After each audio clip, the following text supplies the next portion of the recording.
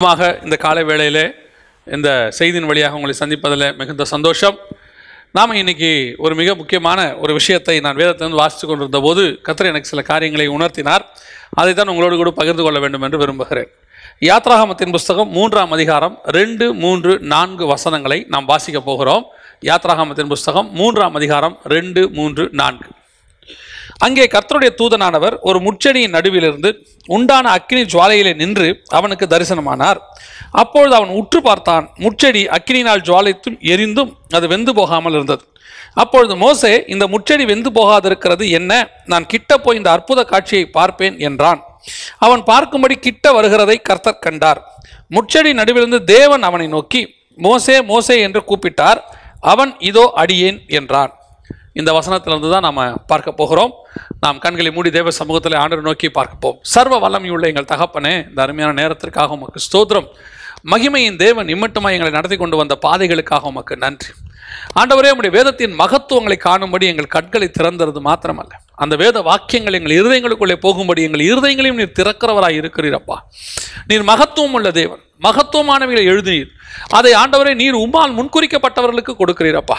எல்லாருக்கும் நீங்கள் தர்றதில்ல ஆண்டவரே. நீர் அப்படி முன்குறித்த ஜனங்களுக்கு இந்த வசனங்களை கொடுத்து கொண்டிருக்கிறபடினாலும் உமக்கு ஸ்தோத்திரம். இன்னும் பேசும், இன்னும் இடைபடும் ஆண்டவரே. நாங்கள் இன்னும் வேதத்தினுடைய ஆழங்களை அறிந்து கொள்ள தேவனாகிய கர்த்தர் கிருபை பாராட்டுவீராக. உடைய மகிமையுள்ள கரத்தில் எங்களை தாழ்த்துகிறோம் எங்கள் ஆண்டவர் இயேசுவின் நாமத்தில் பிதாவே, ஆமென். மோசே, இந்த சம்பவம் நம்ம எல்லாருக்கும் தெரிஞ்சதான ஒரு சம்பவம். அதாவது மோசேயுடைய ஊழிய பாதை ஆரம்பிக்கிறதை நாம் இங்கே பார்க்கிறோம். இது நம்ம எல்லாருக்கும் தெரிஞ்சது. இப்போ நம்ம மோசேயுடைய ஹிஸ்டரியை குறித்தோ அல்லது இதில் இருக்கக்கூடியதான யாத்ராகமத்தினுடைய சம்பவங்களை குறித்தோ நாம் இன்னைக்கு பார்க்க போகிறதில்ல.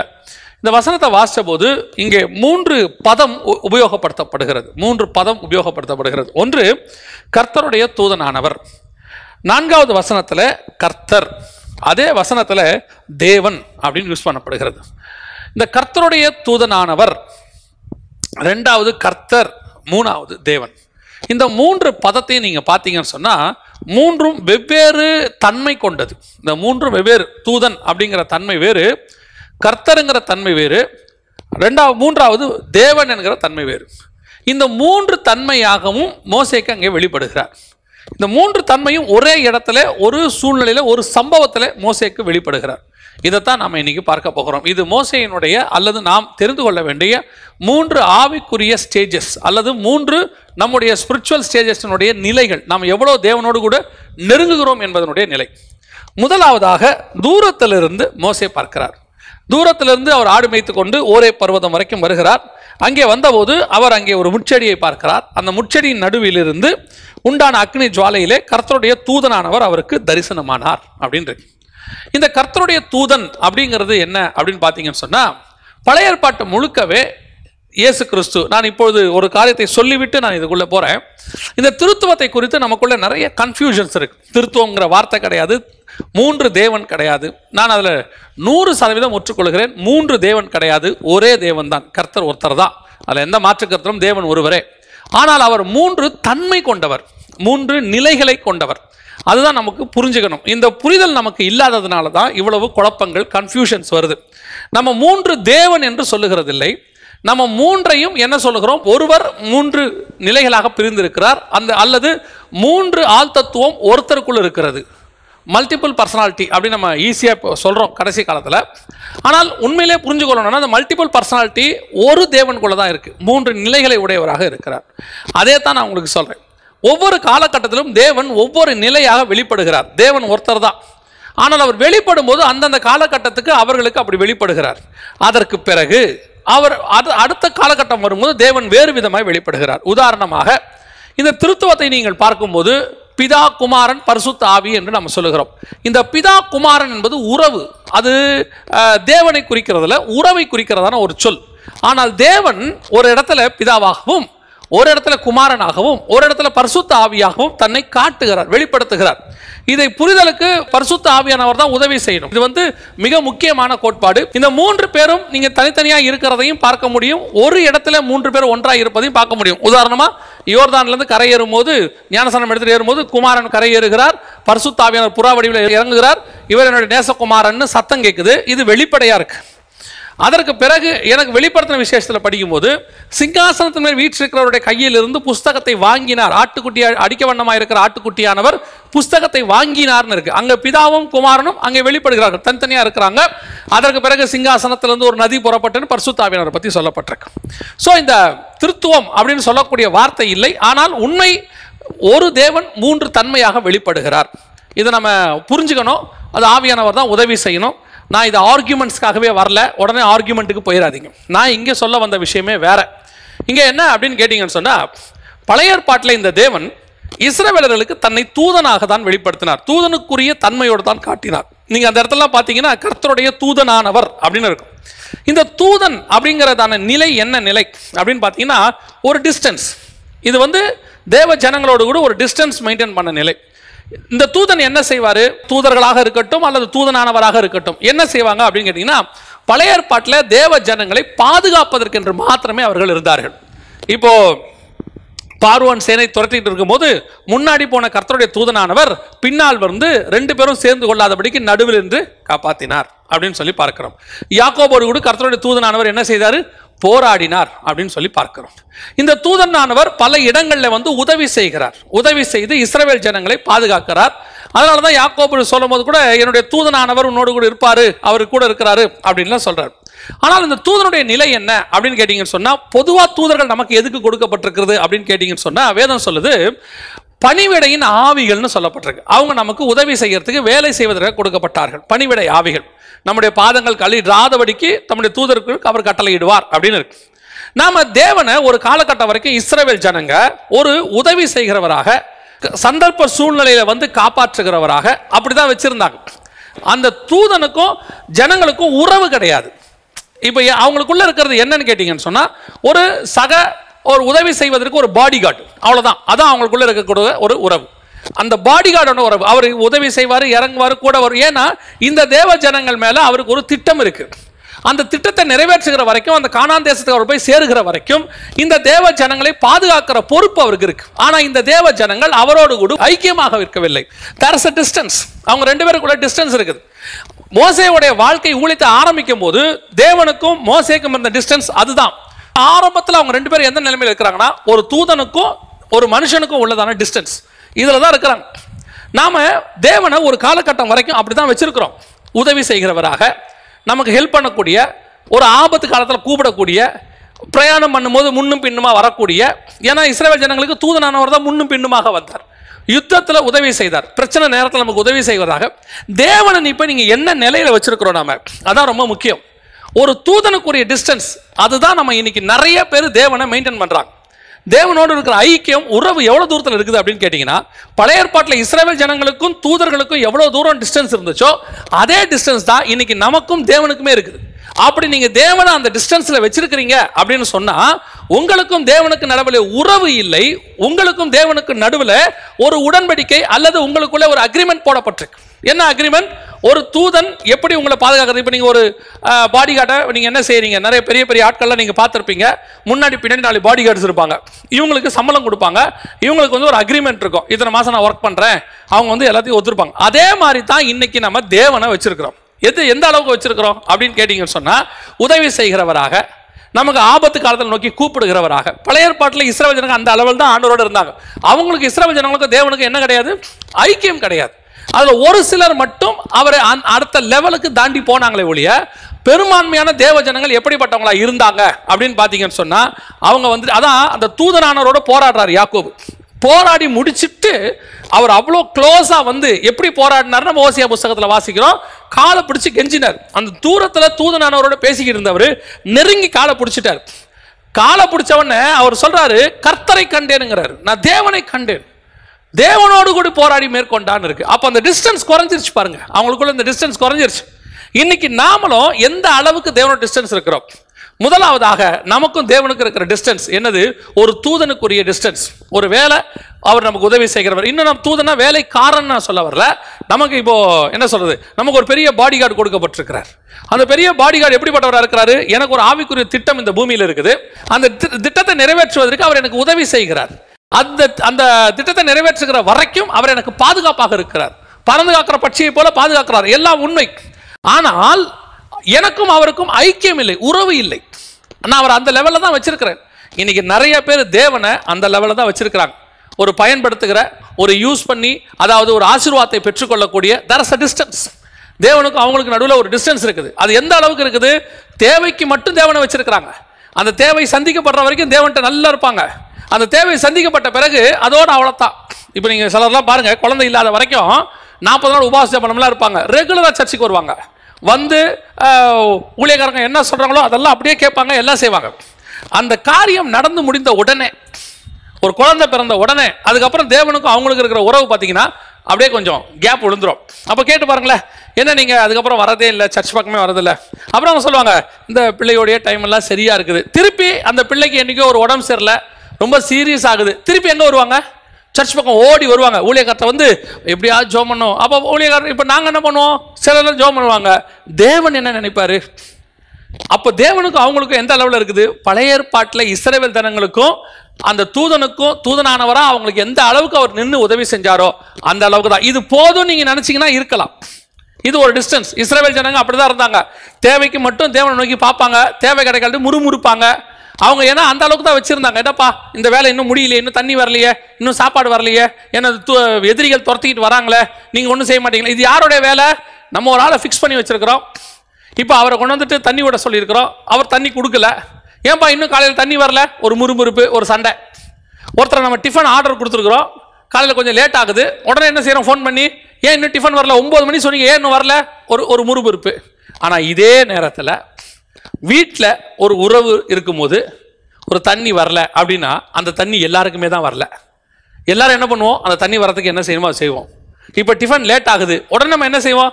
எல்லாருக்கும் டிஃபன் லேட் ஆகுது, நாம அந்த ஹோட்டல்காரனை மிரட்டுற மாதிரி வீட்டில் என்ன செய்ய மாட்டோம்? மிரட்ட மாட்டோம். நாம என்ன செய்வோம்? ஏன் டிஃபன் லேட் ஆச்சுன்னு காரணத்தை பார்ப்போம். உடனே நம்ம அது சரி பண்ணுறதுக்கு என்ன பண்ணுமோ அதை யோசிப்போம். அதை தான் நான் சொல்ல வரேன். இப்போ அவங்களுக்கு தேவனுக்கும் இந்த டிஸ்டன்ஸ் எப்படி? தூதனுக்கும் ஒரு மனுஷனுக்கும் உள்ள டிஸ்டன்ஸ். இதை இன்னைக்கும் ஆவிக்குரிய வாழ்க்கையில் நம்ம மெயின்டைன் பண்ணிட்டு இருக்கிறோன்ற பெரும்பான்மையானவங்க அதை தான் செஞ்சுட்டு இருக்கிறோம். எதை செஞ்சுட்டு இருக்கிறோம்? ஒரு தேவைக்காக மட்டும், ஒரு தேவை நிறைவேற வரைக்கும் தேவன்கிட்ட போயிட்டு எல்லா வேலையும் செய்யறது. அந்த ஒரு காரியம் கொஞ்சம் டிலே ஆகுது, அந்த தேவை நிறைவேறவில்லை அப்படிங்கிற சிச்சுவேஷன் வரும்போது நம்ம என்ன பண்றோம்? உடனடியாக ஒரு முறுமுறுப்பு வருது. உடனே ஆண்டவரை பத்தி என்ன இந்த ஆட்கள் அந்த தேவை நிறைவேறின உடனே சபைக்கு வரதை நிறுத்துறது. ஒரு சிலர்லாம் சபைக்கு வந்து ஒரு தேவைக்காக வராங்க, கூட்டிட்டு வராங்க, அந்த தேவை நடக்கல, அவங்க அதுக்கப்புறம் சபைக்கு வரமாட்டாங்க பாருங்க. அவங்க அப்ப சபைக்கு அவங்க எதுக்கு வந்திருக்கிறாங்க? ஒரு தேவைக்காக வந்தாங்க, அது நடக்கல, அதுக்கப்புறம் அவங்களுக்கும் தேவனுக்கும் உறவு இல்லை. அதை தான் நான் சொல்ல வரேன். இது ஒரு தூதனுக்கு உண்டான உறவு. இப்போ மோசே அடுத்த வசனத்தை நல்லா அழகா இருக்கு பாருங்க. அவன் பார்க்கும்படி கிட்ட வருகிறதை கர்த்தர் கண்டார். இப்போ ஏன் இந்த இடத்துல கர்த்தர் பதம் யூஸ் பண்ணப்படுது? மோசே ஒரு டிஸ்டன்ஸ்ல, தூதனுங்கிற டிஸ்டன்ஸ் ஒன்று இருந்துச்சு, அதை தாண்டி இப்போ அவர் எங்க வராருன்னு கேட்டீங்கன்னா, இன்னும் அந்த தூதனானவரை கிட்ட வந்து பார்க்கும்போது இப்பொழுது அவர் தூதனானவராக தெரியவில்லை, கர்த்தராக தெரிகிறார். அந்த கர்த்தருக்குரிய ஒரு ஐக்கியம், அந்த டிஸ்டன்ஸ் குறையுது. நீங்க எவ்வளவுக்கு எவ்வளவு தேவனோட சேர்றீங்களோ அவ்வளவுக்கு அவ்வளவு நீங்கள் தேவனை பற்றிய உண்மைத்தன்மையை புரிஞ்சு கொள்ள ஆரம்பிப்பீங்க. இந்த கர்த்தருங்கிறது எப்போ வருது? புதிய ஏற்பாட்டு காலத்துல தான் அவர் கர்த்தராக வெளிப்பட்டார், தேவனாக வெளிப்பட்டார். இன்னைக்கும் இஸ்ரவேல் ஜனங்களுக்கு அவர் தீர்க்கதரிசியாக இருக்கிறார். இன்னைக்கும் பல மதஸ்தர்கள் அவர் தீர்க்கதரிசியா பார்க்கிறாங்க. ஆனா நீங்களும் நான் அவர் எப்படி பார்க்கிறோம்? கர்த்தராக பார்க்கிறோம், கர்த்தராகிய இயேசு கிறிஸ்து. ஏன் நம்ம அப்படி பார்க்கிறோம்? அவங்களுக்கும் தேவனுக்கும் இருக்கிற டிஸ்டன்ஸை விட நமக்கும் தேவனுக்கு இருக்கிற டிஸ்டன்ஸ் குறைவு. நாம இன்னும் நெருங்கி வந்திருக்கிறோம், கிட்ட வந்திருக்கிறோம். கிட்ட வரும்போது அவர் கர்த்தராக தெரிவார். இந்த கர்த்தரா வரும்போது அவர் என்ன செய்வாரு? தூதனா இருக்கும் போது பாதுகாத்தாரு, சாப்பாடு கொடுத்தாரு, தண்ணி கொடுத்தாரு, எல்லாம் கொடுத்தாரு. ஆனா கிட்ட வரும்போதுதான் இந்த சாப்பாடு, தண்ணி இதையெல்லாம் தாண்டி அந்த சீஷர்களுக்கும் அவருக்கும் உள்ள டிஸ்டன்ஸ், இஸ்ரவேல் ஜனங்களுக்கும் இயேசுக்கும் உள்ள டிஸ்டன்ஸுக்கும் சீஷர்களுக்கும் தேவனுக்கும் உள்ள டிஸ்டன்ஸ் பாருங்களேன். இப்ப சாப்பாடு இருக்குதோ இல்லையோ, இப்போ தோமா என்ன வார்த்தை சொல்றா தெரியுமா? லாசரோ விஷயத்துல போய் பார்க்கலாம் வாங்க, லாசரோ நம்ம உயிரோட எழுப்ப போறோம்னு சொல்லிட்டு போவார். போகும்போது தோமா சொல்ற வார்த்தை, வாருங்கள் அவரோடு கூட சாவோம். நான் வரல உங்க கூட சாக வரமாட்டேன்னு சொல்லல, நீர் வாழ்ற இடத்துல நான் வாழ்வேன், நீர் சாகிற இடத்துல நான் சாவேன். இதுதான் அந்த டிஸ்டன்ஸ் மாறுறது. இப்போ அவரை எதுக்கு அவங்க பின்பற்றல? சாப்பாட்டுக்காக பின்பற்றல, தண்ணிக்காக பின்பற்றல, இப்போ அவரை கர்த்தராக பின்பற்றுகிறார்கள்.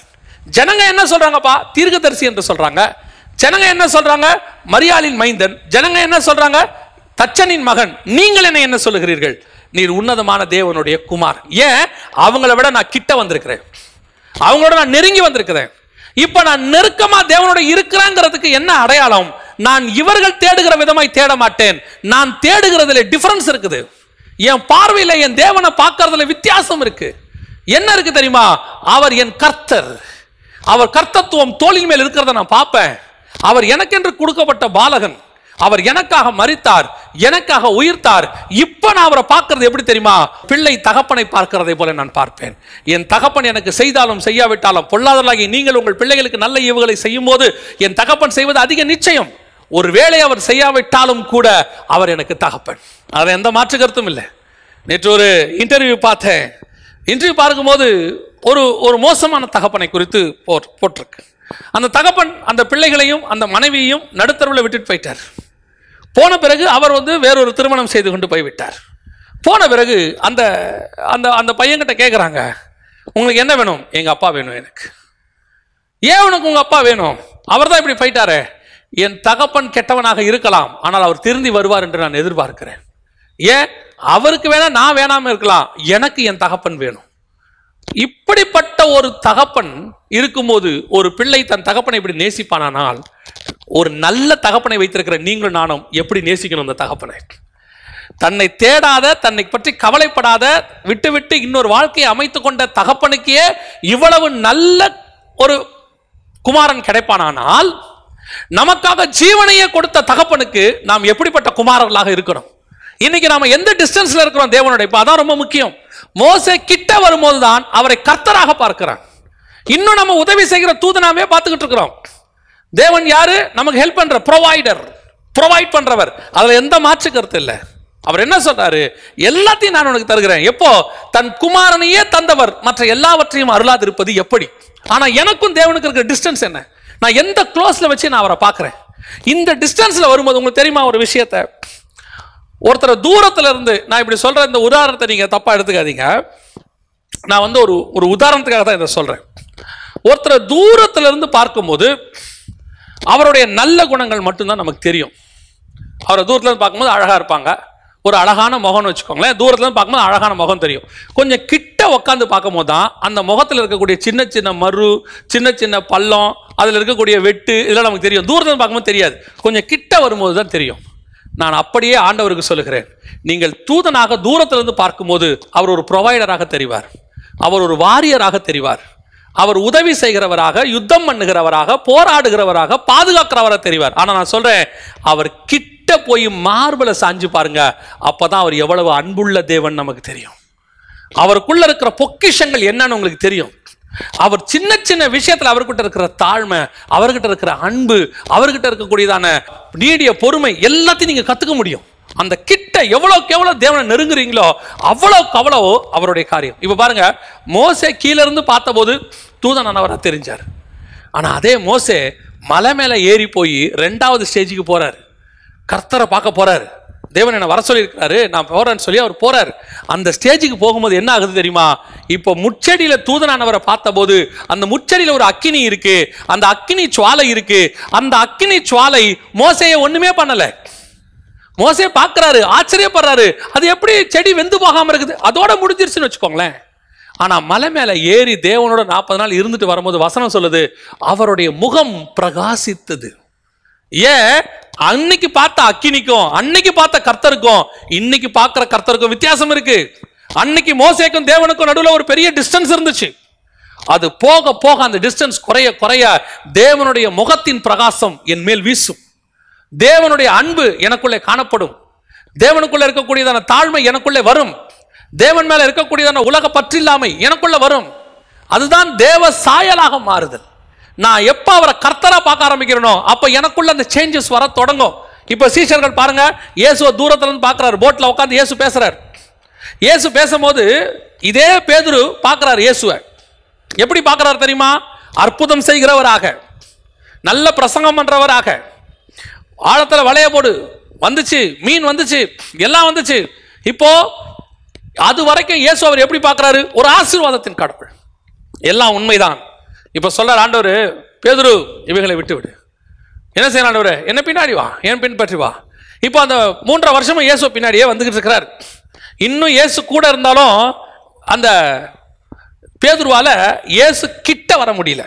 எப்படி சொல்றோம்? இயேசு கூட தான் இருக்கிறாரு, இருதயம் தேவனை விட்டு தூரமாக தான் இருக்கு. ஒரு இடத்துல கேட்கிறாரு, எல்லாவற்றையும் விட்டு வந்தோமே, எங்களுக்கு என்ன கிடைக்கும்? இப்ப இயேசு மரித்துட்டார், சிலுவையில் அரைஞ்சாச்சு. அந்த ராத்திரியில சொல்றாரு, நான் மீன் பிடிக்க போகிறேன். இன்னும் அப்படின்னா என்ன அர்த்தம்? 3.5 வருஷம் இயேசுவோட இருந்தாரு, ஆனா இயேசு கிட்ட இல்லை. இருதயம் எங்க இல்லை? இயேசு கிட்ட இல்லை. இப்போ அந்த பரிசுத்த ஆவியானவர் வந்து இந்த இயேசு கூட இருந்த அந்த சுபாவம் இப்போ அது வந்த உடனே அந்த பேதுருவோடைய சுபாவம் எப்படி மாறுது தெரியுமா?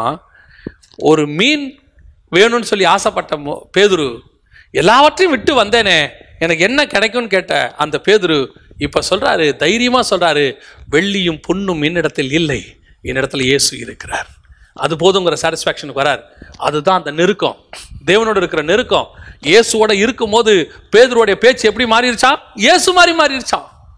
இயேசு கூட இருந்தாரு, ஆனா அந்த இருதயம் இன்னும் வரல. அதான் திருப்பி சொல்றேன், திருப்பி ஆட்டோமேட்டிக்கா என்ன வந்துருச்சு? அவருக்கு அந்த சபிக்கிற சுபாவம் வந்துருச்சு. ஆனா பரிசுத்த ஆவி வந்த பிறகு அந்த இயேசுக்காக அவர் மரிக்க தயாரானார், அடிவாங்க தயாரானார். அவரை சிறைச்சாலையில வச்சாங்க, ரெடியா இருந்தாரு, எல்லாத்துக்கும் ரெடி. ஏன்? நான் இப்ப இயேசுவை தூரத்துல இருந்து பார்க்கல, கிட்ட இருந்து பார்க்கிறேன். அப்ப நான் மீனுக்காக தேடினேன், உலக ஆசீர்வாதத்துக்காக தேடினேன். இப்ப நான் தேடுறது எதுக்கு தெரியுமா? என் தகப்பனை நான் தேடுகிறேன். எனக்கும் அவருக்கும் இருதயம் ஒத்து போகணும். ஒரு மாப்பிள்ளையும் பொண்ணையும் பார்க்கும்போது ஃபர்ஸ்ட் என்ன சொல்லி பார்ப்பாங்க தெரியுமா? வெளியரங்கமான காரியங்களை தான் பார்ப்பாங்க. எப்படி பார்ப்பாங்க? பொண்ணு என்ன படிச்சிருக்கு, பையன் என்ன படிச்சிருக்கிறாரு, பொண்ணு என்ன உயரம், பையன் என்ன உயரம், அவங்க 2 பேரும் எப்படி இருக்கிறாங்க, இதெல்லாம் குடும்பங்கள் எப்படி, இதெல்லாம் தான் பார்ப்பாங்க. இதெல்லாம் பார்த்து வெளியரங்கமாக ஃபர்ஸ்ட் ஓகே டிஸ்டன்ஸ், இவங்க 2 பேரும் இப்போ டிஸ்டன்ஸில் இருக்கிறாங்க. ஆனால் ஒரு காலகட்டத்தில் திருமணம் நடக்கும். இப்போ வந்த பிறகு இப்போ அவங்களுடைய தேவை எதிர்பார்ப்பு எப்படி இருக்கும் தெரியுமா? 2 பேருடைய இருதயம் எப்படி ஒத்து போகுன்னு தான் பார்க்க தொடங்குவாங்க. இதுக்கு முன்னாடி கலர் எப்படி, இதுக்கப்புறம் கல்யாணமான பிறகு பொண்ணு கருப்பானாலும் பிரச்சனை இல்லை. நிறைய பசங்களுக்கு ஆண்களுக்கு கல்யாணமான பிறகு முடி கொட்டிடும், நிறைய ஆண்களுக்கு திருமணமான பிறகு உடம்பு வந்து ஃபிட்னஸாக இருக்காது, தொப்பெல்லாம் விழுந்துடும். இப்போ அது குறையாவே அவங்களுக்கு தெரியாது. ஆனால் கல்யாணத்துக்கு முன்னாடி முடி கொட்டியிருந்தா, ஐயோ வழுக்க தலையோட இருக்காரு வேண்டாம், அவர் தொப்பையா இருக்காரு வேண்டாம், இப்படிலாம் சொல்லுவாங்க. ஆனா திருமணமான பிறகு அதே ஆளுக்கு என்ன உழுது, முடி கொட்டி போகுது, அதே ஆளுக்கு தொப்பை வருது. இப்ப குறையா வரல, ஐயோ நான் எதிர்பார்த்தது இவரே இல்ல, இன்னும் ஒரு 10 வருஷத்துக்குள்ள தொப்பை விழுந்துருச்சு, எனக்கு இவர் வேண்டாம் அப்படி சொல்றதுல. இப்ப எதை எதிர்பார்க்கணும் தெரியுமா? சரீர வெளியரங்கத்தையே பார்க்கல, இப்ப நான் பார்க்கறது எல்லாமே எதை பார்க்கிறோம்? அவர் என் மேல் அன்பா இருப்பாரா, அவர் என்கிட்ட அன்பா இருப்பாரா, அவர் வெளியே எப்படி வேணா இருந்துட்டு போட்டோம், இப்ப எனக்கு தேவை அவர் அன்புள்ளவராக இருக்கணும். என் மனைவி எப்படிப்பட்டவளாக இருக்கட்டும், அவள் என்னிடத்தில் அன்பாக இருக்கணும். இது எப்ப வருது? 2வது ஸ்டேஜில் வருது. தூரத்துல இருந்து பார்க்கும்போது வெளியரங்கமா பார்க்கிறோம், அந்த நெருக்கம் வரும்போது தான் அவர் கர்த்தர்னு தெரியும், தேவன்னு தெரியும், அந்த கர்த்தருக்குரிய சுபாவம் நமக்கு தெரியும். அதைத்தான் சொல்றேன், ஆவிக்குரிய வாழ்க்கையோட 2வது ஸ்டேஜுக்கு நம்ம வரணும். நம்ம முதல் ஸ்டேஜில் இருந்தே அவர் ஆசீர்வாதத்தின் கடவுளாக பார்த்து, ஒரு ப்ரொவைடராக பார்த்து, ஆபத்து காலத்தில் உதவுகிறவராக பார்த்து, அதனால்தான் இஸ்ரவேல் ஜனங்களால தேவனோடு கூட நெருங்கவே முடியல.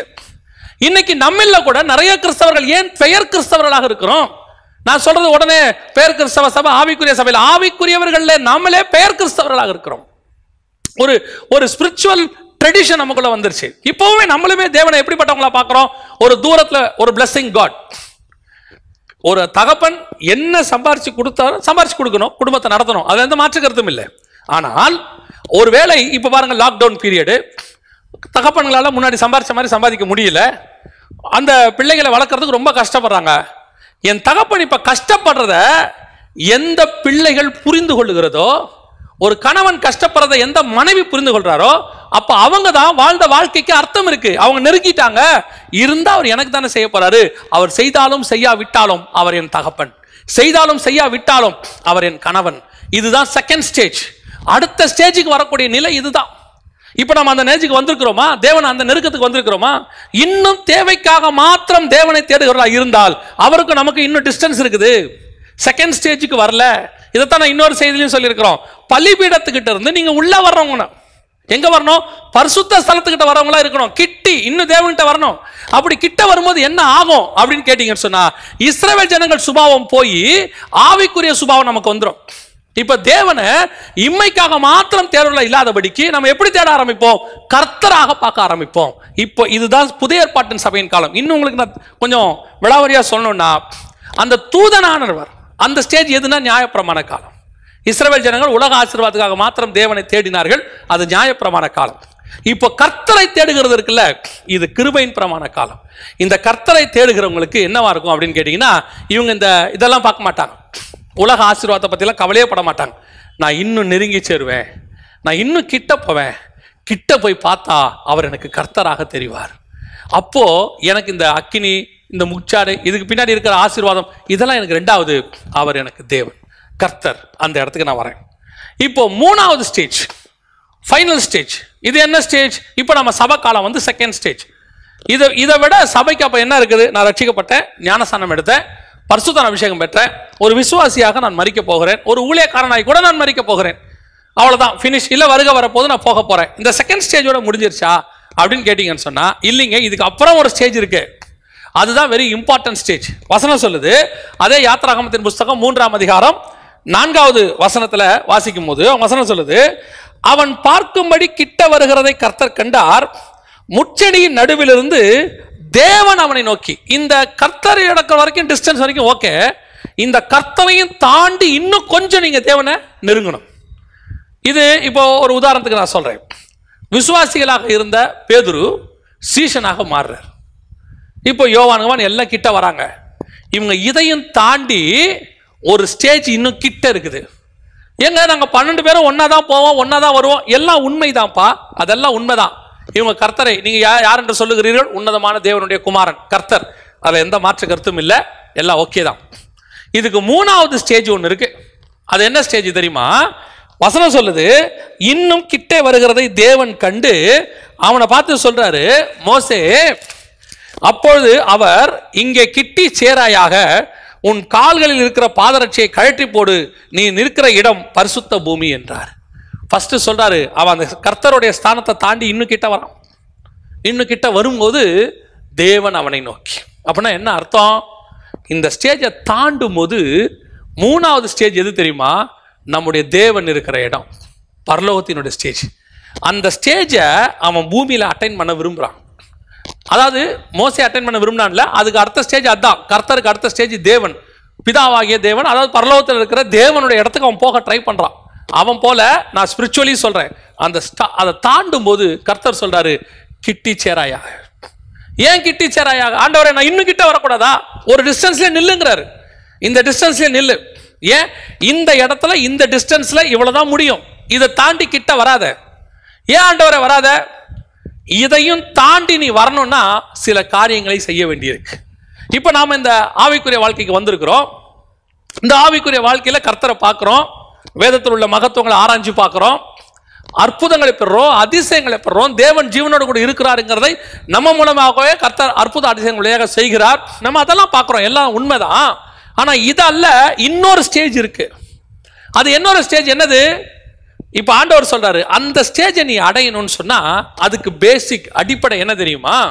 பரிசுத்த பூமிக்கு நீ வரணும். இது பரிசுத்த பூமி. இந்த பரிசுத்த பூமி எது? உலகத்துல பரிசுத்தமான பூமி ஒண்ணு கிடையாது. உலகத்திலேயே பரிசுத்தமானது எது தெரியுமா? இங்க இருக்கிறதுல நம்ம இங்கிருந்து அங்க போறோம் பாருங்க, அதுதான் இருக்கிறதுலேயே பரிசுத்தமான நகரம், பரலோகம். அந்த பரலோகத்துக்கிட்ட நீ வரணும்னா வசனம் சொல்லுது, உன் பாதரட்சியை கழட்டி போடும். ஏங்க பாதரட்சியை கழட்டுறதுக்கும் பரலோகத்துக்கு வரத்துக்கும் என்ன டிஃபரன்ஸ், என்ன ஒத்துமை, என்ன சம்மந்தம் இருக்குது? ஏன் அவர் பாதரட்சியை கழட்டி போடணும் அப்படின்னு சொல்லி நீங்க பாத்தீங்கன்னா, முதல்ல இந்த பாதரட்சை ஏன் வந்துச்சு அதை பார்க்கணும். முதல்ல இந்த பாதரட்சை ஏன் வந்துச்சு அப்படின்னு கேட்டீங்கன்னா, ஆதாமை கர்த்தர் படைக்கும் போது பாதரட்சியோடு படைக்கவில்லை. ஆதாமை படைக்கும் போது கர்த்தர் பாதரட்சியோடய படைக்கல, ட்ரெஸ்ஸோடையும் படைக்கல, நம்ம எல்லாருக்கும் தெரியும். அவன் பழம் சாப்பிட்டதுனால என்ன வந்துச்சு? ட்ரெஸ் வந்துச்சு. அவன் பழம் சாப்பிட்டதுனால முள்ளு வந்துச்சு. ஆண்டவர் சொல்றாரு, முள்ளும் குறுக்கும் அது என்ன செய்யும்? பிறப்பிக்கும். இப்போ முள்ளு வந்துருச்சு. இந்த முள்ளை உலகத்தை விட்டு ரிமூவ் பண்ண முடியாது. இந்த பூமியை விட்டு முள்ளை என்ன செய்ய முடியாது? ரிமூவ் பண்ண முடியாது. ஆனா இந்த முள்ளு உன்னை குத்தாம ஒரு பாதரட்சியை வேணா நீ செஞ்சுக்கலாம். முள்ளை இனி மாற்ற முடியாது. அதோட அர்த்தம் என்ன? இந்த பூமி சபிக்கப்பட்டுருச்சு. ஆதாம் கிட்ட சொல்றாரு, உன் நிமித்தம் பூமி சபிக்கப்பட்டிருக்கோம். காயின் கிட்ட சொல்றாரு, சபிக்கப்பட்ட பூமியில் நீ சபிக்கப்பட்டிருப்பாய். அப்ப மனுஷனும் சாபம் ஆயிட்டான், பூமியும் சாபம் ஆயிடுச்சு. இந்த சாபத்தை மாற்ற முடியாது. ஆனா நான் ஒண்ணு செய்வேன், இந்த சாபம் உன்னை தாக்காதபடிக்கு நான் உனக்கும் இந்த சாபத்துக்கும் நடுவில் ஒரு பாதரட்சியை உண்டு பண்ணி கொடுக்கிறேன். அதுதான் நியாயப்பிரமாணம். மனுஷனை தாழ்ந்த பாதாளத்துக்கு போகாதபடிக்கு பாதுகாத்து கொண்டது. மேல் பாதாளம் வரைக்கும் போச்சு, ஆனா சாபத்தை நீக்க முடியாது. அவர்கள் என்னதான் பரிசுத்தவான்களா வாழ்ந்தாலும் மேல் பாதாளத்திலிருந்து பரலோகத்துக்கு அவங்களால போக முடியாது. ஏன் சொன்னா பூமியும் சபிக்கப்பட்டுச்சு, மனுஷனும் சபிக்கப்பட்டான். இந்த ரெண்டு சாபத்தையும் நீக்குகிற ஒருத்தர் வரணும். அந்த ரெண்டு சாபத்தையும் நீக்கிற ஒருத்தர் வந்து இந்த ரெண்டு சாபத்தையும் என்னைக்கு நீக்கி முடிக்கிறாரோ அன்னைக்கு தான் இந்த பூமியில நீங்க பாதரட்சை இல்லாம நடக்க முடியும். இப்ப என்ன நடக்குது? இந்த முள்ளு இவன் காலுக்குள்ள இருக்கு. இந்த முள்ளு என்னைக்கு நீங்குதோ அன்னைக்கு தான் நீ வந்து என்ன செய்ய முடியும்? பாதரட்சை இல்லாம நடக்க முடியும். இப்ப கர்த்தர் சொல்றாரு, நீ பாதரட்சியை கழட்டி போடு, இது பரிசுத்த பூமி. ஏன்? நீ நிக்கிற பூமி இருக்கே, அங்க சாபம் இல்லை. ஏன்? அங்க ஆசீர்வாதத்தின் தேவன் நிற்கிறார். அவர் முச்செடியில நெருப்பாக தோன்றி அந்த முச்செடி எரியல. நல்லா கவனிச்சுக்கொள்ளுங்க. அப்ப என்ன அர்த்தம்? அந்த முள்ளு மேல ஆசீர்வாதத்தின் தேவன் வந்துட்டாரு. இவர் வந்ததுனால என்ன ஆகுது? அந்த முள்ளு உன்னை குத்தாம பார்த்துக்கும், அவ்வளவுதான். நீ இப்ப பாதரட்சை போட வேண்டிய அவசியம் கிடையாது. ஏன்? அந்த முள்ளு உன்னை குத்தாது. ஆனா முள்ளு இருக்கும். எப்ப இருக்கும் ஆண்டவரே? இந்த முள்ளு மேல இருக்கிற அக்கினி என்னைக்கு போகுதோ, என்னைக்கு நீ இந்த பரிசுத்த பூமி விட்டு கீழே போறியோ திருப்பி பாதரட்சை வந்துடும், திருப்பி முள்ளு வந்துடும். அப்ப இந்த பரிசுத்த பூமியிலேயே நிக்கணும். இந்த அக்கினி முள்ளுல எரிஞ்சுக்கிட்டே இருக்கணும். அப்படி இருந்தால் அந்த முள்ளு உன்னை குத்தாமல் பாதுகாத்துக்கொள். அது பாசிபிலிட்டியா? அதுக்கு வாய்ப்பு இருக்குதா? இல்லையே. மேல போன மோசே கீழே வரணுமே, தேவனும் முச்செடி இருக்கிறவர் மேல ஏறி போகணுமே. அப்ப இது ஒரு டெம்பரவரி ரிலீஃப். அதுதான் நியாயப்பிரமாணம், ஒரு டெம்பரவரி ரிலீஃப். அது எப்போ? இயேசு வர வரைக்கும் டெம்பரவரி ரிலீஃப். அப்ப இந்த முள்ளு எப்போ போகும்? இந்த முள்ளை, உன் காலுக்கு கீழே குத்துகிற முள்ளை நான் வந்து என் தலைக்கு மேல வாங்குவேன். ஒரு நாள் எனக்கு முள்கிடத்தை உன்னை சூட்டுவார்கள், என் தலையில முள்ள வச்சு அழுத்துவாங்க. ஏன்? உன் காலுக்கு கீழே இருக்கிற முள்ளை என் தலைக்கு மேல நான் ஏத்திட்டேனா, இதுக்கு மேல இந்த முள்ளு உன் காலுக்கு கீழே வராது. அதற்கு பிறகு உனக்கு பாதரட்சை தேவைப்படாது. அதுக்குதான் ஆண்டவர் அந்த இடத்துல சொல்றாரு, உன் பாதரட்சை இங்க கழட்டு. ஏன்? டெம்பரவரியா கழட்டு. இப்ப இது பரிசுத்த பூமி. அப்ப இந்த பரிசுத்த பூமிக்கு வரணும்னா பாதரட்சை இருக்கக்கூடாது. பாதரட்சை இருக்கக்கூடாதுன்னா சாபமான முள் இருக்கக்கூடாது. அப்ப இப்ப முள்ளு இல்லையே, இயேசு முள்ள வாங்கிட்டாரு. இப்ப இயேசு ஒரு முள்ள வாங்கிட்டாரு, ஆனா ஒரு முள்ள கொடுத்துட்டு போயிருக்கிறார். என்ன முள்ள கொடுத்துட்டு போயிருக்கிறார் தெரியுமா? இப்ப இயேசு சாபத்தை வாங்கினது உண்மை, எல்லாம் ஓகே. ஆனா தலைக்கு மேல ஒரு முள் இருக்கு. பவுல் எழுதுறாரு, நான் என்னை உயர்த்தாதபடிக்கு எனக்கு ஒரு முள் கொடுக்கப்பட்டிருக்கிறது, என்னை அது குட்டுகிற சாத்தானுடைய தூதனாக இருக்கிறேன். இப்ப நமக்கு ஒரு இந்த பூமியில ஒரு உபத்திரவம் இருக்கு, ஒரு போராட்டம் இருக்கு, ஒரு பிரச்சனை இருக்கு. நமக்கு இன்னைக்கு கொஞ்சம் காரியங்கள், சாபமான காரியங்கள் நமக்குள்ள காணப்படுது. வியாதி இருக்கு, பலகீனம் இருக்கு. இது மொத்தம் போய் நான் ஒரு பரிசுத்த பூமிக்கு மேல போவேன். அந்த பரிசுத்த பூமிக்கு போகும்போது எனக்கு பாதரட்சை தேவைப்படாது. அங்கே முள் இருக்காது. அங்கே இருக்கிறது பாருங்களேன், அந்த ஸ்டேஜுக்கு பேர் தான் தேவன். அந்த இடத்துக்கு நான் நெருங்கி சேரணும். இப்ப நான் கர்த்தர் செகண்ட் ஸ்டேஜ். மோசே இன்னும் கிட்ட வரான். அந்த செகண்ட் ஸ்டேஜ்ல முள்ளு இருக்கு, ஆனா அந்த முள்ளு என்ன செய்யாது? இப்போதைக்கு குத்தாது. அந்த நெருப்பு முள்ளு மேல இருக்கு, ஆனா முள்ளும் அவிஞ்சு போகாது, மொத்த சாபம் போகாது. இன்னைக்கு இயேசுவை ஏற்றுக்கொண்டோமே, அதான் நான் சொல்லுவேன். இப்ப இயேசுவை ஏற்றுக்கொண்டோம், பாவம் மன்னிக்கப்பட்டுருச்சு, எல்லாம் முடிஞ்சிருச்சு. இப்ப யோசிச்சு பாருங்க, ஏவாளுக்கு ஆண்டவர் சொன்ன சாபமோ அல்லது ஆதாமுக்கு அவர் சொன்ன காரியங்களும் போயிருச்சா? இப்ப இயேசு தாமே எல்லா பாவங்களையும் சுமந்து தீர்த்துட்டாரு நம்ம சொல்றோமே. இன்னும் ஒன்னே ஒன்று இருக்கு. ஆதாம் பார்த்து சொன்னாரு, நெத்தி வேர்வை நிலத்துல விழும். இப்ப வேர்வை வருதா இல்லையா? வேர்வை வருது தானே. இப்ப சொல்றாரு, முள்ளும் குறுக்கும் பிறப்பிக்கும். முள் இருக்குதா இல்லையா? ரட்சிக்கப்பட்டோன்றதுக்காக நம்ம காலில் செருப்பு போடாமையா போறோம்? போடுறோம் இல்ல. ஒரு சிலர் இருக்கிறாங்க இந்த செருப்பு போடுறது போடாதது. இது வந்து இந்த செய்திக்கு தேவையான எனக்கு தெரியாது. ஆனால் ஒன்று மட்டும் இந்த கடைசி காலத்தில் எனக்கு அது சொல்லணும்னு நான் விரும்புகிறேன். இந்த கடைசி காலத்தில் நடக்கிற ஒரு சம்பவம் என்னன்னா, கிறிஸ்தவத்தில் உள்ளான ஆவிக்குரிய காரியங்களை பேசுவதை விட்டுவிட்டு வெளியரங்கமான காரியங்களை பிடித்துக்கொண்டு தர்க்கித்துக் கொண்டிருக்கிற கூட்டம் ஒன்று இருக்கிறது. என்னென்ன காரியங்களை வெளியே பிடிச்சி தர்க்கித்துக்கிட்டு இருக்கிறாங்க அப்படின்னு கேட்டீங்கன்னா, இந்த செருப்பு போட்டுக்கிட்டு சர்ச்சுக்குள்ள வரலாமா வரக்கூடாதா, செருப்பு போட்டுக்கிட்டு புல்பிட்ல ஏறலாமா ஏறக்கூடாதா அப்படின்னு ஒரு கூட்டம். இப்போ பாருங்க, நான் செருப்பு போட்டுக்கிட்டு எந்த புல்பிட்லையும் ஏறதில்லை, எந்த சர்ச்சுக்குள்ளேயும் போறதில்லை. ஆனால் யூகேக்கு ஊழியத்துக்கு போயிருக்கிறோம். அங்கே போன போது நான் ஆஸ் யூஷுவலாக என்னுடைய செருப்பை கழட்டி வச்சுட்டு அந்த புல்பிட்டில் ஏறணும். இத்தனைக்கும் அவங்க அந்த புல்பிட்டில் வந்துட்டு நல்ல கார்பெட் போட்டிருக்கிறாங்க. அப்போ போகும்போது பாஸ்டர் சொன்னார், பாஸ்டர் நீங்கள் அந்த ஷூவை போட்டுக்கோங்க அப்படின்னாரு. அப்போது நான் சொன்னேன், இல்லை எனக்கு புல்பிட்டில் ஷூ போட்டு ஏறி பழக்கம் இல்லை, எனக்கு அது வேண்டாம் அப்படின்னு. இல்லை பாஸ்டர் அது ரொம்ப சில்லுன்னு இருக்கும், அந்த இடத்துல நிற்க முடியாது, 2 கார்பெட் போட்டிருக்கோம் ஆனால் நிற்க முடியாது, நீங்கள் போட்டுக்கோங்கன்னாரு. இல்லை நான் சாக்ஸ் போட்டிருக்கேன் போதும் அப்படின்னு சொல்லிட்டு போனேன். ஆனால் 1 மணி நேரம் செய்தியை என்னால் 35 நிமிஷம் கூட கொடுக்க முடியல. ஏன்னா அந்த சில்னஸ் பயங்கரமாக ஏறி 35 நிமிஷத்துக்குள்ளே எனக்கு ஒரு மாதிரி ஆகி நான் அந்த 35 நிமிஷம் செய்தியை முடிச்சிட்டேன். இப்போது அந்த ஊர் கிளைமேட்டுக்கு ஷூ தேவைப்படுகிறது, அங்கே போட வேண்டிய அவசியமாக இருக்குது. இப்போ இந்த ஊர் கிளைமேட்டுக்கு நான் இந்த சட்டையை போட விரும்புகிறேன், எனக்கு சந்தோஷமாக இருக்குது, நான் ஒரு ஒயிட் ஷர்ட் போட்டு வந்து நிற்கிறத நான் விரும்புகிறேன், கலர் சட்டை போடக்கூடாதுன்னு இல்லை.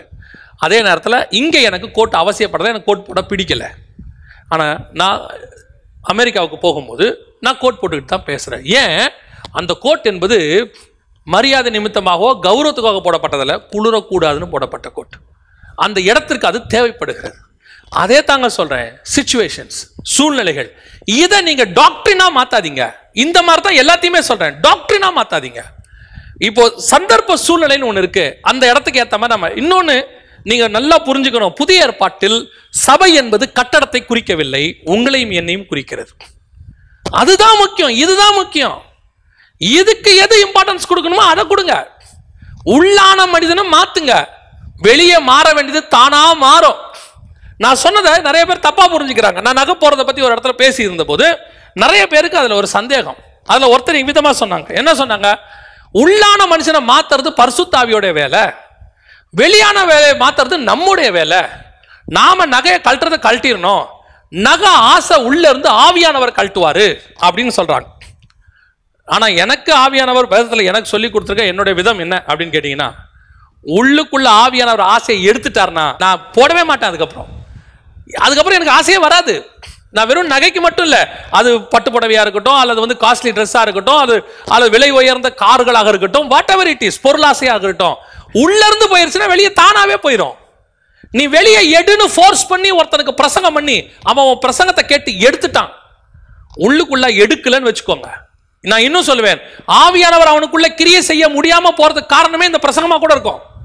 அவன் என்ன செய்வான்? மனுஷ வார்த்தையை பார்த்துக்கிட்டு சே இப்படி போயிருச்சே, எல்லாரும் போடுறாங்களேன்னு அதுவே ஆவியானவரே பேசிட்டார்னா அவனே கழட்டிடுவான். நான் சொல்றது எல்லாத்துக்கும் பொருந்தும், நகைக்கு மட்டும் இல்லை. ஏன்னா இன்னைக்கு வெளியரங்கமான சில காரியங்களை பிடித்து கொண்டு உள்ளான மனுஷன் மாற வேண்டியதுக்கு நம்ம என்ன செய்யல, இம்பார்ட்டன்ஸ் கொடுக்கல. இப்போ அந்த இடத்துல ஷூ தேவைப்படுது, போட்டுக்க வேணும். இல்லையே நம்ம ரோட்ல போட்டு நடக்கிறோம், நம்ம ஊர்ல தான் ரோடு இவ்வளோ நீட்டா இருக்கு, அவங்க ஊர்ல தான் ரோடு பக்காவா இருக்கு. 2வது ரோட்ல நடக்க வேண்டிய வேலையே இல்லை, வாசல்ல கார்ல ஏறாங்க, சர்ச்சில் கார்ல ஏறாங்க, ஒரு ஷூவும் அழுக்காவும் இருக்காது. நான் இப்பவும் சொல்றேன், ஷூ போறது சரியா தப்பாங்கிறதுக்கு கான்செப்ட் வரல, அந்த சிச்சுவேஷனுக்கு அது தேவைன்னா போட்டுக்கோங்க. இப்போ அங்கே போய் நான் ஷூ போட மாட்டேன்னு வைராகியமா நின்று அவங்களுக்கு போக வேண்டிய வார்த்தையை கொடுக்கல பாருங்க, அதைத்தான் நான் சொல்ல வரேன். இப்போ நம்ம இந்த இடத்துக்கு வருவோம். இப்போ 3வது ஸ்டேஜுக்கு நம்ம வரணும். அந்த ஸ்டேஜ் இந்த பூமியிலே கிடையாதுங்க. இந்த பூமியில முள் இருக்கு, இந்த பூமியில இன்னும் வேர்வை இருக்கு, இன்னும் பிள்ளை பேரு அப்போ வலி இருக்கு. அப்போ இயேசு இதெல்லாம் தீக்கலையா? இதெல்லாம் நல்லா தெரிஞ்சுக்கொள்ளுங்க, இதெல்லாம் இங்க தீர்றதில்ல. 3வது ஸ்டேஜ் வரும்போது அங்க போயிடுவோம். அங்கே செருப்பு தேவைப்படாது, அது பரிசுத்த பூமி, அங்க முள் இருக்காது. அதைத்தான் சொல்றாரு, அது தேவன் இருக்கிற இடம், ஒருவரும் சேரக்கூடாத ஒளியிலே வாசம் பண்றவர் இருக்கிற இடம். அந்த ஸ்டேஜுக்கு தான் மோசே இன்னும் கிட்ட போறாரு. ஃபர்ஸ்ட் தூரத்துல இருந்து தூதன், 2வது கிட்ட போனா கர்த்தர், இன்னும் தாண்டினா தேவன். அந்த ஸ்டேஜுக்கு போறாரு. இப்ப தேவனுக்கு கர்த்தருக்கு டிஃபரன்ஸ் இருக்கா? கண்டிப்பா இருக்கு. ஆதியாகமத்தின் புத்தகம் 1ஆம் அதிகாரம் 1ஆம் வசனத்துல இருந்து 2ஆம் அதிகாரம் 4ஆம் வசனம் வரைக்கும் வாசிச்சு பாருங்க. கர்த்தருங்கிற பதமே இருக்காது, வெறும் தேவன் தேவன் தேவன் தான் இருக்கும். 2:4 இருந்து தான் தேவனாகிய கர்த்தர்னு ஆரம்பிக்கும்.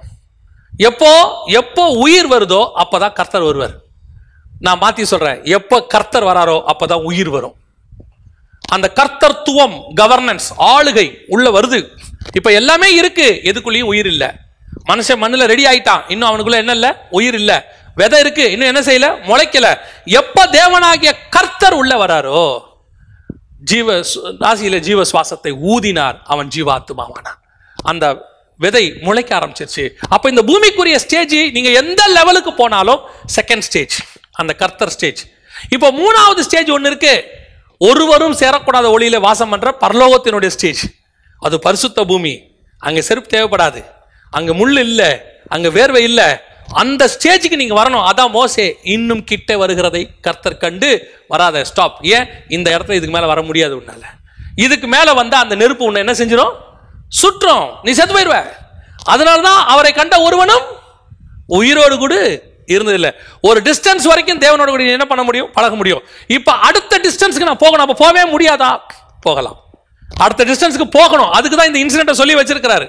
நீ வெறும் தூதனோடையும் கர்த்தரோடையும் என்னை பார்த்து விட்டுறாத. எனக்கு இன்னொரு ஸ்டேஜ் இருக்கு. என்ன ஸ்டேஜ் இருக்கு? தேவனுடைய ஸ்டேஜ் இருக்கு, பரலோகத்தினுடைய ஸ்டேஜ் இருக்கு. அதுக்கும் வா, கிட்ட வா. அப்ப எங்க கிட்ட வருது? வெளிப்படுத்தின விசேஷம் 4ஆம் அதிகாரத்துல ஆண்டவர் யோவானை பார்த்து சொல்றாரு, இங்கே ஏறி வா. இப்ப எங்க கூப்பிடுறாரு தெரியுமா? அவன் ஏறி போயிட்டு பார்க்கறான். அந்த இடத்துல வசனம் சொல்லுது, சிங்காசனத்தின் மேல் வீற்றிருக்கிறவரை கண்டேன். நீடித்து ஆயுசுள்ளவர் சிங்காசனத்தின் மேல் வீற்றிருந்தார். இவர் யாரு?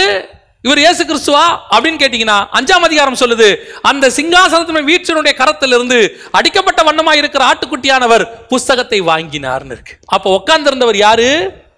அந்த தேவன், ஒருவரும் காணக்கூடாத ஒளியிலே வாசம் பண்ணக்கூடிய தேவன், பரலோகத்தில் இருக்கக்கூடிய தேவன். அவர் உட்கார்ந்து இருக்கிறாரு. அவரை பார்க்க முடியாதபடிக்கு என்ன ஒரு பெரிய ஆச்சரியம் தெரியுமா? அந்த யாத்ராகமத்தின் புஸ்தகம் 3ஆம் அதிகாரத்தில் நீங்க பார்க்கும்போது 6வது வசனம் சொல்லுது, பின்னும் அவர், நான் ஆபிரகாமின் தேவனும் ஈசாக்கின் தேவனும் யாக்கோபின் தேவனும் ஆகிய உன் பிதாக்களுடைய தேவனாய் இருக்கிறேன் என்றார். மோசே தேவனை நோக்கி பார்க்க பயந்ததினால் தன் முகத்தை மூடிக்கொண்டான். கர்த்தர் வரைக்கும் பார்க்கலாம், ஆனா அதை தாண்டி அந்த பிதாவுடைய ஒரிஜினல் மகிமை இருக்கு பாத்தீங்களா, பரலோகத்தினுடைய மகிமை, அவரை கண்ட ஒருவனும் உயிரோடு கூட இருந்ததில்லை. இப்ப சொல்றான், அவன் முகத்தை மூடிக்கொண்டான். ஏன் முகத்தை மூடிக்கிட்டான்? இதுக்கு மேல அவரை பார்க்க முடியாது. இங்க எந்த அளவுல? மோசேயாக நியாய பிரமாணத்துல இங்க இருக்கிற லெவல்ல அவர் என்ன செய்ய முடியாது? பார்க்க முடியாது. அப்ப நான் எப்ப பார்க்கணும்? நீ ஆவிக்குள்ளாகிற அனுபவத்துக்கு வரும்போது பார்க்கணும். இப்ப நீ என்னவா இருக்கிறோம்? நாம பரிசுத்தாவின் அபிஷேகத்தை பெற்று இருக்கிறோம். இந்த பரிசுத்தாவின் அபிஷேகத்தை பெற்ற நாம பெற்ற பிறகு கர்த்தரை கர்த்தராக பார்க்க ஆரம்பிச்சிருக்கிறோம். பரிசுத்தாவி பெற வரைக்கும் நம்ம இயேசு எப்படி பார்த்தோம்? ஒரு உதவி செய்கிறவராக, நமக்கு தேவைக்கு கூப்பிடுறவராக, நோய்க்கு கூப்பிடுறவராக. இதெல்லாம் உண்மை, இதெல்லாம் ஆண்டவர் செய்றார், இதெல்லாம் எந்த மாற்று கருத்தும் இல்லை. ஆனா பரிசுத்தாவில நிரம்பின பிறகு சீஷர்கள் எங்களுக்கு என்ன கிடைக்கும்னு கேட்கல இயேசுவை. பரிசுத்தாவில நிரம்பின பிறகு சீஷர்கள் எங்களுக்கு வெள்ளியும் இல்லை பொண்ணும் இல்லை, நாங்க என்ன செய்வோம், அதெல்லாம் கேட்கல. அவன் தைரியமா சொல்றான், தைரியமா எழும்பி பிரகாசித்து நீங்கள் சிலுவையில் அறைந்த இயேசுவை பிதாவாகிய தேவன் உயிரோடு கூட எழுப்பினார். அவன் சொல்றான், என்னிடத்தில் வெள்ளியும் பொண்ணும் அல்ல, இயேசு இருக்கிறார். அவன் சொல்றான் ஒருத்தன், நான் எல்லாவற்றையும் நஷ்டமும் குப்பையும் என்று விட்டேன். எல்லாத்தையும் விடு விடு. ஏன்? இப்ப நான் கர்த்தரை பார்க்க ஆரம்பிச்சிருக்கிறேன். இதுக்கு அடுத்த ஸ்டேஜ் ஒன்று இருக்குங்க. என்ன ஸ்டேஜ் தெரியுமா? தேவனை பார்க்கிற ஸ்டேஜ். இப்பதான் 4ஆம் அதிகாரம் வெளிப்படுத்தின விசேஷத்துல யோவான் சொல்றாரு, கர்த்தருடைய நாளில் நான் ஆவிக்குள்ளானேன். பரிசுத்த ஆவி எனக்கு வந்தபோது அவர் கர்த்தராக தெரிந்தார். நான் ஆவிக்குள்ளாக போகும்போது எனக்கு அவர் தேவனாக தெரிகிறார். யாருமே பார்க்க முடியாத தேவனை நான் எப்ப பார்ப்பேன் தெரியுமா? ஆவிக்குள்ளாகிற அனுபவத்துக்குள்ள வரணும். அந்த ஆவிக்குள்ளாகிற அனுபவம் வரும்போது இவன் முகத்தை மூடிக்கொண்டான். மோசே பார்க்க முடியல, நான் ஏறிட்டு பார்த்தேன்னு சொல்றான். நான் சிங்காசனத்தை நோக்கி பார்த்தேன். ஏன்? அவன் அங்க பார்க்க முடியல, இங்க பார்த்தான். அங்க முள்செடியில வந்தது தூதனானவர், கர்த்தர். 3வது ஸ்டேஜ் தேவன். அந்த ஸ்டேஜை இங்க யோவான் பார்க்கிறார். பார்க்க முடியும் எப்ப தெரியுமா? நீ ஆவிக்குள்ளாகிற அனுபவத்துக்குள்ள வரும்போது பார்க்க முடியும். இன்னைக்கு நம்ம எந்த ஸ்டேஜில் இருக்கிறோம்? இன்னும் நம்ம ஆவிக்குரிய வாழ்க்கை முதல் ஸ்டேஜிலே இருக்குது. இன்னும் அதுலயே உட்காந்துட்டு நம்ம என்ன பண்றோம்? இன்னும் அதுலயே உட்காந்துக்கிட்டு சோத்திரம் சோத்திரம், பிள்ளைகளுக்கு ஃபீஸ் கொடுப்பார், அது கொடுப்பார், இது கொடுப்பார், வீடு கொடுப்பார், கார் கொடுப்பார், வாசல் கொடுப்பார். நீ இன்னும் தூதனாகவே பார். நான் உன்னை எந்த குறையும் சொல்ல, அந்த டிஸ்டன்ஸ்லயே வெயிட் பண்ணிக்கோங்க. ஆனா அந்த டிஸ்டன்ஸ்ல இருக்கிறவனுக்கு, அந்த இஸ்ரவேல் ஜனங்களுக்கு வனாந்தரத்தில் என்ன கிடைச்சிச்சோ அதுதான் உங்களுக்கு கிடைக்கும். ஆனா அதையும் தாண்டி இன்னும் கிட்ட வந்து அவரை கர்த்தராக, சிலுவையில் அறையப்பட்ட இயேசுவாக, எனக்காக உயிர்த்தெழுந்தவராக, எனக்காக மீண்டும் வர போகிறவராக, அவர் மார்பிலே சாய்ந்து கொள்கிறவனாக நீ பார்க்கும்போது தேவனுடைய அன்பு தெரியும். இப்ப அந்த தேவனிடத்துல நீ வீடு கேட்க மாட்ட, காசு கேட்க மாட்ட. அவர்கிட்ட என்ன கேட்ப தெரியுமா? ஆண்டவரே, நான் உண்மையில் அன்பாக இருப்பது எப்படி? அவர் உங்ககிட்ட என்ன கேட்பா தெரியுமா? நீ எல்லாரையும் பார்க்கல இடத்துல அன்பாக இருக்கிறாயா? அங்க பணம், பொருள், காசு இதெல்லாம் போயிடும், உறவு ஆரம்பிச்சிடும். தேவனுக்கும் நமக்கும் நடுவுல ரிலேஷன்ஷிப். இது பணத்தை பேஸ் பண்ணி வர ரிலேஷன்ஷிப் கிடையாது. இது ஆசீர்வாதத்தை பேஸ் பண்ணி வர ரிலேஷன்ஷிப்ல என்ன இருந்தாலும் என்ன இல்லாவிட்டாலும் அவர் என் தகப்பன், அவர் மார்பில் நான் சாய்ந்து கொள்வேன். அதான் 8ஆம் அதிகாரம் உன்னத பாட்டு சொல்லுகிறது, வனாந்திரத்தில் அவருடைய மார்பிலே சாய்ந்து கொண்டு வருகிற இவள் யார்? அப்படின்னா என்ன அர்த்தம்? அது வனாந்திரம் தாங்க. அங்க எனக்கு இங்கே மாதிரி வீடு வாசல் கிடையாது, வயல்வெளி கிடையாது, எதுவுமே கிடையாது. ஆனா ஒண்ணு மட்டும் இருக்கு. என்ன தெரியுமா? என் நேசருடைய மார்பு இருக்குது. அதில் சாஞ்சு கொள்வேன். அந்த வனாந்திரத்தில், அந்த வனாந்திரம் தான் பத்முத்தீவு. அந்த மார்பில் சாஞ்சு கொண்ட யோவான் தான் இங்கே மணவாட்டி. அப்படி சாஞ்சு கொண்ட அந்த நேசர் தான் அந்த இயேசு கிறிஸ்து. இது எப்போ வரும் தெரியுமா? பரிசுத்தான அபிஷேகத்தை பெற்ற பிறகு அவரோடு கூட நடக்கிற அனுபவம் வருது. இது மட்டும் இல்லைங்க, இதுக்கு அப்புறம் இன்னொரு ஸ்டேஜ் இருக்கு. அதுக்கு தான் நம்ம எல்லாருமே போகணும். என்ன தெரியுமா? ஆவிக்குள்ளாகிற அனுபவம். ஆவிக்குள்ளாகிற அனுபவம் வரும்போது சிங்காசனத்தில் உட்கார்ந்திருக்கிற தேவனை நான் பார்ப்பேன். அந்த தேவன் சொல்லுவாரு, இப்ப நடக்கிற அற்புத அடையாளங்களை பார்க்கறியா? இது இல்லப்பா. 5 அப்பா 5000 மீனுக்கு அது இல்லப்பா. காற்றும் கடலும் அடங்குது, அதெல்லாம் இல்லப்பா. அப்புறம் என்ன ஆண்டவரே? இங்கே ஏறி வா, இவைகளுக்கு பின்பு சம்பவிப்பதை நான் உனக்கு காண்பிப்பேன். இப்படி நடக்கிறத பார்த்துக்கிட்டு இருக்கிற, இனி நடக்க போகிறத நான் உனக்கு காண்பிப்பேன். எப்போ? பரிசுத்தாவியை பெற்றா நடக்கிறத பார்ப்ப. பரிசுத்தாவிக்குள்ள நீ போனினா இனி நடக்க போறத நீ பார்ப்ப. அந்த அனுபவத்துக்கு வரணும். அந்த அனுபவத்துக்கு வரும்போது உங்களுக்கு பாதரட்சை தேவைப்படாது. ஏன்? நீங்கள் சாபமாக இருக்கவே மாட்டீர்கள். உங்களுக்குள்ளே ஒரு சாபமும் இருக்காது. அந்த பரிசுத்தாவிக்குள்ள வரும்போது நீங்கள் நிக்கிற பூமி பரிசுத்த பூமியாக இருக்கும். நினைச்சா கூட பாவம் செய்ய முடியாது. அப்படி ஒரு நிலை வரும் தெரியுமா உங்களுக்கு? நினைச்சா கூட பாவம் செய்ய முடியாது. ஏன் தெரியுமா?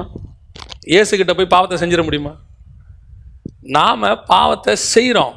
இயேசு கிட்ட வந்தா பாவமே பரிசுத்தமா மாறிடும். பொதுவா உலகம் விபச்சாரியை தேடி போகும்.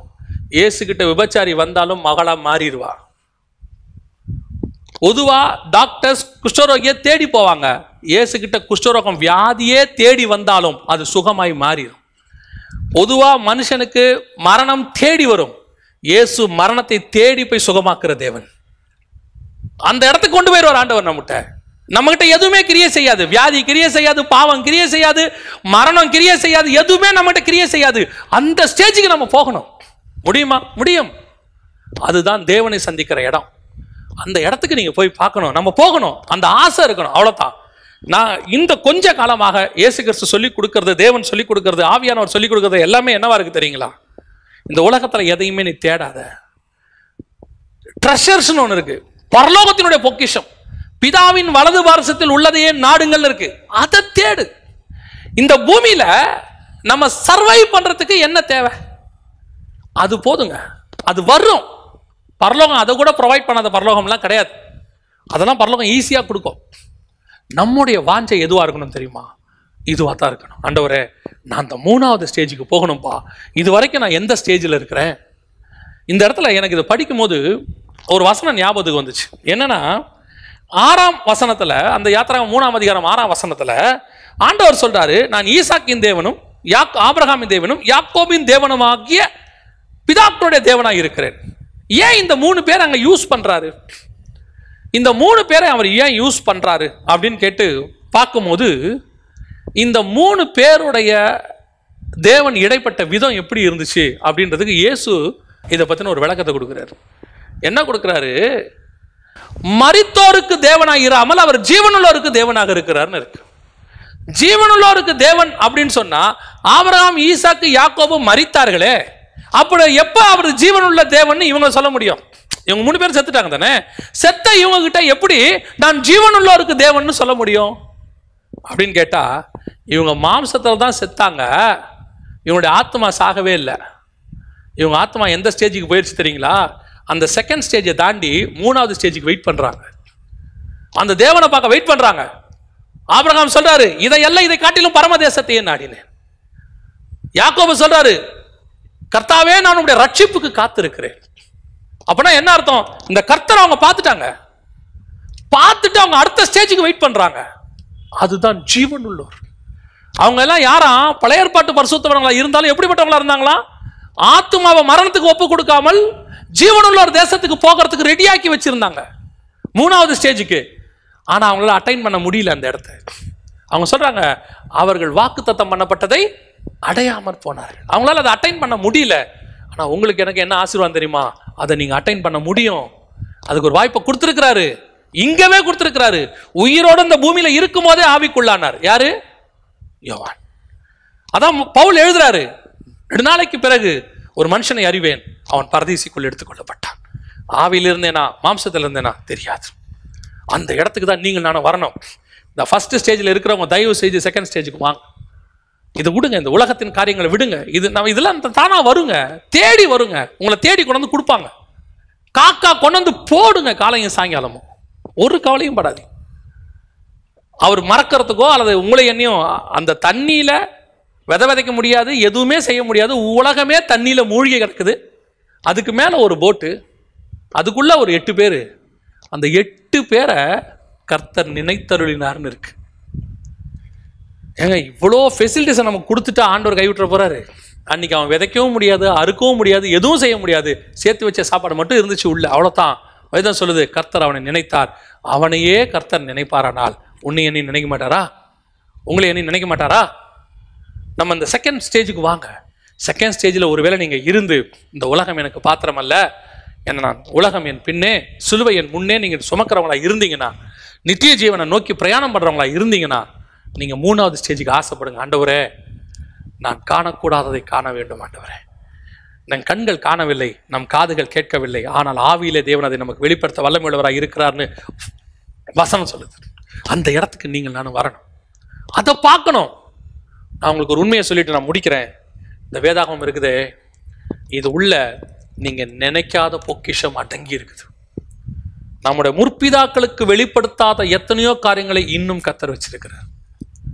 இதுவரைக்கும் நம்முடைய காதுகள் கேட்காத செய்திகளை கர்த்தர் இதுக்குள்ள இன்னும் புதைச்சு வச்சிருக்கிறார். நீங்கள் இதை தியானிக்கும் போது, நீங்க 100 அடி 1000 அடி தோண்டி தண்ணியை பார்க்கறத விட, அதை விட ஆழமா தோண்டி தங்கத்தை பார்க்கறத விட, கடலோட சமுத்திரத்தின் ஆழத்துக்கு போய் முத்து எடுத்துக்கிட்டு வரதை விட, இந்த வேதத்தின் ஆழத்தில் இருக்கக்கூடிய மகத்துவங்களை நீங்க ருசிக்கும் போது உங்க ஆத்மாக்குள்ள ஒரு சந்தோஷம் வரும் பாருங்க. அந்த சந்தோஷத்துக்கு ஈக்குவலான சந்தோஷம் வேற ஒண்ணுமே இல்லைங்க. அதுதான் 3வது ஸ்டேஜுக்கு போறதுக்கான வழி. இன்னைக்கு ஒரு தீர்மானம் எடுங்க. ஆண்டவரே, நான் இன்னும் நெருங்கி சேரணும். ஆண்டவரே, நான் இன்னும் நெருங்கி சேரணும். நான் இன்னும் உங்களை தூரத்துல இருந்து தூதனாகவே பார்க்கக்கூடாது, அந்த ப்ரொவைடராகவே பார்க்கக்கூடாது, பாதுகாக்கிறவராக பார்க்கக்கூடாது. அதையும் தாண்டி கர்த்தராக, என்னுடைய எனக்கான ஒரு ராஜாவாக, எனக்காக மரித்தவராக, இது செகண்ட் ஸ்டேஜ். இதையும் தாண்டணும் ஆண்டவரே. இது வரைக்கும் உலகம் பார்க்காததை நான் பார்க்கணும் ஆண்டவரே. உலகம் கேட்காததை நான் கேட்கணும் ஆண்டவரே. எனக்கு சொல்லித்தாங்கப்பா. மார்பில் சாட்சி கொள்ளுங்க, பரலோகத்துக்கு என்னை கூட்டிட்டு போங்க, சொல்லி பாருங்களேன், ஆண்டவர் உங்களை செய்வார். இந்த 3வது ஸ்டேஜுக்கு நம்ம வரணும். இந்த 3 ஸ்டேஜையும் பூமியில் இருக்கும் போதே பார்க்கணும். அதான் இங்கே இருக்கு. 2 வசனத்துல வசனம் தெளிவா சொல்லுது, கர்த்தருடைய தூதனானவர் கர்த்தர், தேவனாகிய கர்த்தர். நம்ம ஜெபம் பண்ண போகிறோம். ஒவ்வொருத்தருடைய வாஞ்சையும் விருப்பமும் இதுவாக தான் இருக்கணும். ஆவிக்குரிய வாழ்க்கையில இந்த உலகத்துல அப்படி ஆகணும் இப்படி ஆகணும்லாம் ஜெபம் பண்ணவே பண்ணாதீங்க. அதெல்லாம் தானா வரும். இது மாதிரி வாஞ்சிங்க, கர்த்தர் பெரிய காரியங்களை செய்வார். நம்ம ஜெபம் பண்ணுவோம். சர்வ வல்லமையுள்ள எங்கள் தகப்பனே, உம்முடைய வேதத்தின் மகத்துவங்கள், ஆண்டவரை புதைத்து வைத்த ரகசியங்கள், இவளுக்குள்ளே காணப்படுகிற காரியங்களை நாங்கள் காண எங்கள் கண்களுக்கு கிருபை தாங்கப்பா. எங்கள் கண்களையும் இருதயங்களையும் திறந்தருளும் ஆண்டவரே. இன்னும் வேதத்தின் பொக்கிஷங்களை நாங்கள் உணர்ந்து கொள்ள கிருபை பாராட்டும் ஆண்டவரே. நாங்கள் இப்பொழுது இந்த சத்தியங்கள் கிடைக்கக்கூடாத காலத்தில் இருக்கிறோம், வசன பஞ்ச காலத்தில் இருக்கிறோம். ஆனாலும் இந்த வசன பஞ்சம் இருக்கிற காலத்தில் தேவனாய் கர்த்தர் எங்களை திருப்தியாய் போஷிப்பதற்காய் ஸ்தோத்திரம். எங்களை ஆகாரங்களை கொடுத்து ஆசீர்வதிக்கிறதுக்காய் ஸ்தோத்திரம். இன்னும் தந்து ஆசீர்வதிங்கப்பா. இன்னும் வேதத்தினுடைய மகத்துவங்களை காண, இன்னும் ஆழத்துக்குள்ளே போக கர்த்தர் கிருபை பாராட்டும். ஆசீர்வதியும், வழி நடத்தும். இயேசுவின் நாமத்தில் பிதாவே, ஆமென்.